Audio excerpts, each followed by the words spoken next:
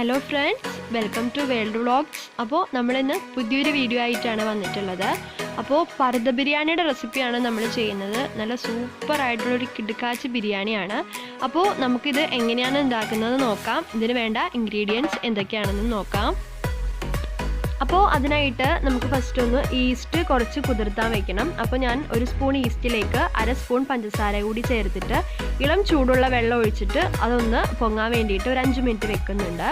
നന്നായിട്ടൊന്ന് മിക്സ് ചെയ്തതിന് ശേഷം നമുക്കിത് മാറ്റി വയ്ക്കാം.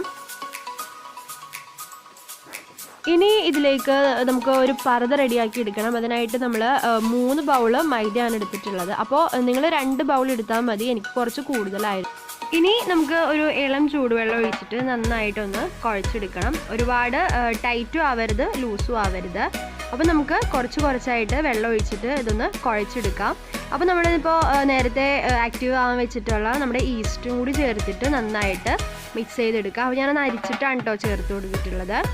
അപ്പോൾ ഇതുപോലെ ഞാൻ കുഴച്ചെടുത്തിട്ടുണ്ട്. അപ്പോൾ ഇനി നമുക്കതിലേക്ക് ഒരല്പം ഓയിൽ കൂടി ഒന്ന് ഒഴിച്ചിട്ട് നന്നായിട്ടൊന്ന് കുഴച്ച് ഇതൊരു 1 മണിക്കൂർ മുതൽ 2 മണിക്കൂർ വരെ റെസ്റ്റ് ചെയ്യാൻ വെക്കാം.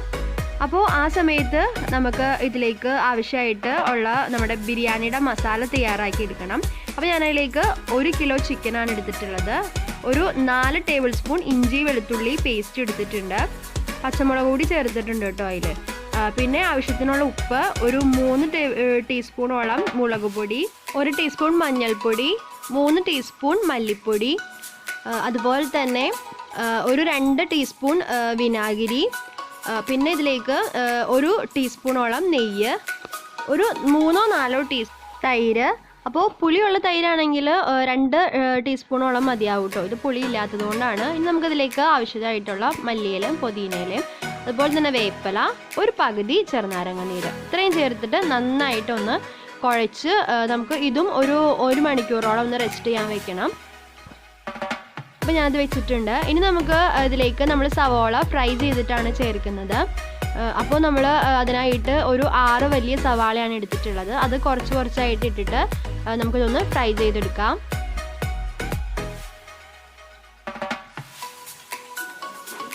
അപ്പോൾ ഇതിപ്പോൾ നന്നായിട്ട് ഫ്രൈ ആയിട്ടുണ്ട്.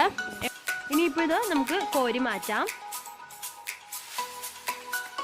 അപ്പോൾ ഇനി നമുക്കിത് നമ്മൾ നേരത്തെ മാറ്റി വെച്ചിട്ടുള്ള നമ്മുടെ ചിക്കൻ്റെ മസാലയിലേക്ക് ഈ ഫ്രൈ ചെയ്ത് വെച്ചിട്ടുള്ള സവാള ഒരു കുറച്ച് മാത്രം മാറ്റി വെച്ചിട്ട് ബാക്കിയുള്ളത് മുഴുവൻ ഞാൻ അതിലേക്ക് ഇട്ട് കൊടുത്തിട്ടുണ്ട്. ഇനിയിപ്പോൾ ഇത് നന്നായിട്ടൊന്ന് മിക്സ് ചെയ്യണം. അതിലേക്ക് ഞാനൊരു 1.5 ടീസ്പൂണോളം ഗരം മസാല ചേർത്തിട്ടുണ്ട്. അത് ചേർക്കാൻ വിട്ടുപോയതുകൊണ്ടാണ് കേട്ടോ. നിങ്ങൾക്ക് മറ്റേ സമയത്ത് തന്നെ ചേർത്തെടുക്കാം.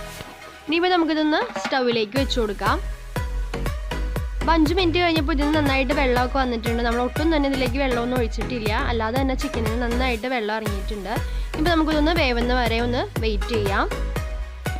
അപ്പോൾ നമ്മൾ അതേ സമയത്ത് തന്നെ നമുക്ക് നമ്മുടെ ചോറിനേക്കായിട്ടുള്ളത് ചെയ്തെടുക്കാം. അപ്പോൾ ഞാനതിലേക്ക് കുറച്ച് ഓയിൽ ഒഴിച്ചിട്ടുണ്ട്. അതിലേക്ക് നമ്മൾ മസാലകളെല്ലാം ചേർത്ത് കൊടുക്കുക.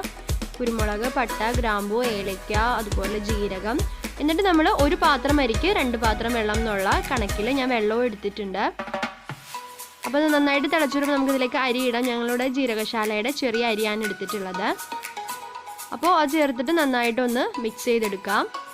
അപ്പോൾ അതേ സമയത്ത് തന്നെ നമ്മുടെ ചിക്കൻ നന്നായിട്ട് വെന്ത് കുറുകി വന്നിട്ടുണ്ട്. അപ്പോൾ നമുക്ക് ഇതൊന്ന് ഓഫ് ചെയ്യാം. നന്നായിട്ട് ഗ്രേവി ആയിട്ടുണ്ട് ചിക്കൻ. ഇപ്പോൾ ഇനി നമുക്കിതിലേക്കുള്ള പർദ്ദ റെഡിയാക്കി എടുക്കണം. അതിനായിട്ട് നമ്മളിതാ നേരത്തെ പൊങ്ങാൻ വെച്ചിരുന്ന മാവ് നന്നായിട്ട് നല്ല സോഫ്റ്റ് ആയിട്ട് വന്നിട്ടുണ്ട്.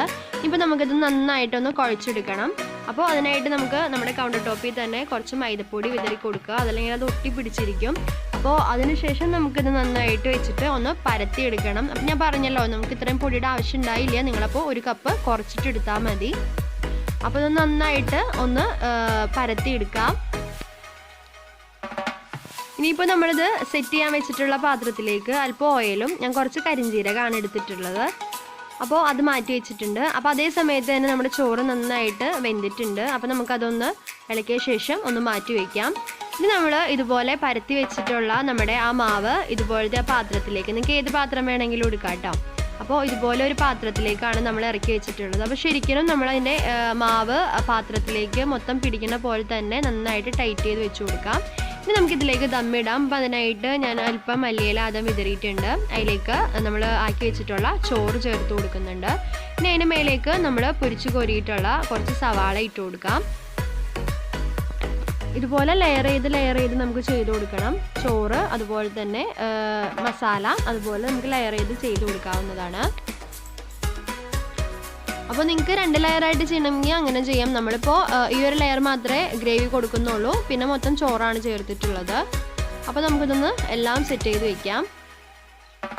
അപ്പോൾ നമ്മുടെ ചോറൊക്കെ നമ്മളെല്ലാം ആക്കിയിട്ടുണ്ട്. അതിലേക്ക് നമ്മൾ മല്ലിയിലയും അതുപോലെ തന്നെ പൊരിച്ച സവാളയും ചേർത്ത് ഒരല്പം നെയ്യൂടി ഇട്ടിട്ട് നമുക്കിതൊന്ന് ദം ചെയ്യാൻ വെക്കാം കേട്ടോ. അപ്പോൾ ഞാനിപ്പോൾ ഇതല്പം ഒരു നെയ്യും കൂടി ചേർത്ത് കൊടുക്കുന്നുണ്ട്. അപ്പോൾ നമ്മൾ ഇതുപോലെ ഇനി പൊട്ടാതെ നമ്മുടെ മാവ് എടുത്തിട്ട് അതിൻ്റെ മേലേക്ക് ഒന്ന് ആക്കി കൊടുക്കണം. അപ്പോൾ നിങ്ങൾക്ക് അധികം വരുന്നത് കട്ട് ചെയ്ത് കളയാം.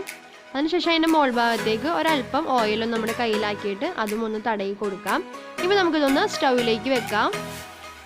അപ്പോൾ ഒരു 10 മിനിറ്റ് കഴിഞ്ഞിട്ട് നമ്മളിതാ നോക്കുമ്പോൾ ഇതുപോലെ നമ്മുടെ മാവിൻ്റെ പുറം ഭാഗമൊക്കെ നന്നായിട്ട് ഹാർഡായി വന്നിട്ടുണ്ടാവും.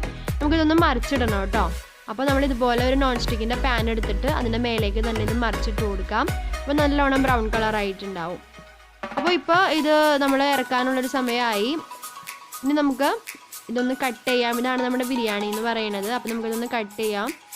അപ്പോൾ ഇത്രയേ ഉള്ളൂ നമ്മുടെ ടേസ്റ്റി ആയിട്ടുള്ള പർദ്ദ ബിരിയാണിയുടെ റെസിപ്പി എന്ന് പറയുന്നത്. അപ്പോൾ എല്ലാവരും ട്രൈ ചെയ്ത് നോക്കുക. നല്ല സൂപ്പർ ടേസ്റ്റി ആയിട്ടൊരു ബിരിയാണിയാണ്. അപ്പോൾ നമ്മൾ ദമ്മ് പൊട്ടിക്കുമ്പോൾ ശരിക്കും നല്ലൊരു ചൂടും പിന്നെ ഇതുപോലെ തന്നെ നമ്മുടെ ആ ചോറിലേക്ക് ഈ മസാലയൊക്കെ കൂടി പിടിച്ചിട്ട് നല്ല പ്രത്യേക ഒരു ടേസ്റ്റ് വരുന്നുണ്ട്. അപ്പോൾ ഈ വീഡിയോ ഇഷ്ടമായവർ നമ്മുടെ ചാനൽ സബ്സ്ക്രൈബ് ചെയ്യണം, തൊട്ടടുത്ത ബെല്ലൈക്കൺ കൂടി പ്രസ് ചെയ്യണം. അതുപോലെ വീഡിയോ ഇഷ്ടമായവർ ലൈക്ക് ചെയ്യണം, ഷെയർ ചെയ്യണം, കമൻറ്റ് ചെയ്യണം. അപ്പോൾ ഇനി വരുന്ന വീഡിയോസൊക്കെ കാണാൻ വേണ്ടിയിട്ട് നിങ്ങൾ ആ ബെല്ലൈക്കൺ കൂടി പ്രസ് ചെയ്യണം. എന്നാലാണ് നമ്മൾ വീഡിയോ എപ്പോൾ ഇട്ടാലും നിങ്ങൾക്ക് അതിൻ്റെ നോട്ടിഫിക്കേഷൻ കിട്ടുള്ളൂ. അപ്പോൾ പുതിയൊരു വീഡിയോ ആയിട്ട് വരുന്നവരെ താങ്ക് യു ഫോർ വാച്ചിങ്.